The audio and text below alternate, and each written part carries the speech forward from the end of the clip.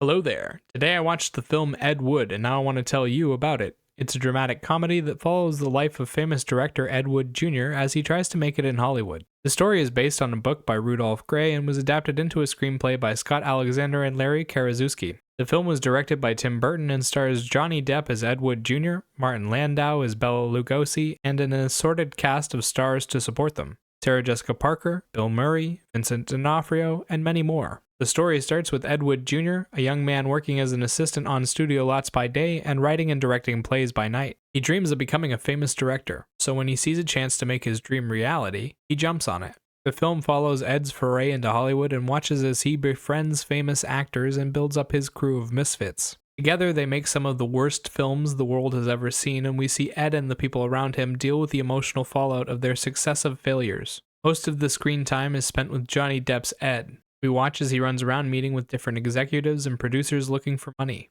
He does whatever he has to in order to see them and convince them to believe in his dream. When he finally gets some moolah, he immediately tries to use it all for filming, and then once he's done with a project, we see him go to the premieres for his film and argue with his clients over the quality. In the background, we see Ed's personal relationships unfold. His friendship with Bela Lugosi, his relationships with Dolores Fuller and Kathy O'Hara, and his business dealings with the different actors he ended up using for his films. The humor comes from the lengths Ed and his team are willing to go to in order to see their films made, and from Ed's oblivious nature. He runs around making mistakes constantly but can't see them even when they're pointed out to him repeatedly. It was filmed in black and white and stylized to look like it takes place in the 1950s. It uses scored orchestral pieces to support the story and recreates a lot of the old horror tracks used back in the days of black and white films. Let's start things off with the positive. I really liked the sets, costumes, and style of the film. It did an incredible job bringing the 1950s to life and making Ed Wood Jr.'s world feel real. They had all kinds of sets and locations to film on, and they had a big focus on capturing the emotions of the story in a stylish manner. Ed rocks a huge variety of different outfits and always manages to shine. When it comes to standout shots, there were plenty of little moments where the camera was in the perfect place to capture an actor's performance, and there were a few big scenes with large crowds that were a lot of fun.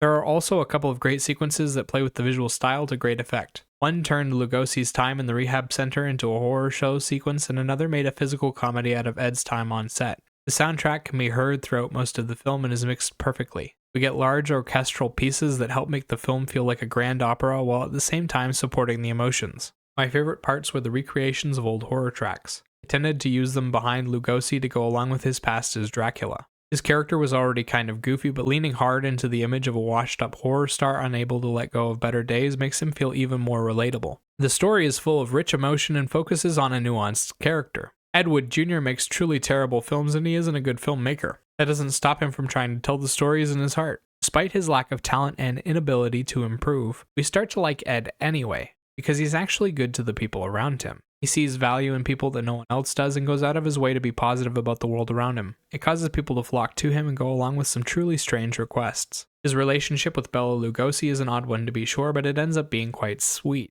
Ed inspires something in Lugosi that hasn't been present for a long time, and Lugosi helps Ed break into the industry in a way that no one else could. To top it off, you have two amazing actors playing Ed and Lugosi, Johnny Depp and Martin Landau. Depp's Ed Wood Jr. is an artist with big passion behind his eyes. He goes through the world without much care, but becomes hyper-fixated when he finds something he can use for his films. He's good at spinning a negative into a positive, and he's willing to do whatever it takes to get what he wants. Depp plays out a rainbow of different emotions and does a fantastic job of each one. I thought his expressions to the camera while hiding his secret from Dolores were especially well done. Martin Landau plays a crotchety old man with an addiction problem. He longs for the glory days and gets angry whenever someone brings up one of his contemporaries. As he struggles with his addiction, he begins to lean harder on Ed, and the two open up to each other. Landau plays him in a stern manner with hints of regret lying just below the surface. When he opens up, we see a softer, gentler side to him, and you start to sympathize with his plight. My only real negative with this film was the lack of excitement. It never feels like we have a direction or a goal, and a lot of time is spent meandering through Ed's life. I also didn't see that much in the way of humor.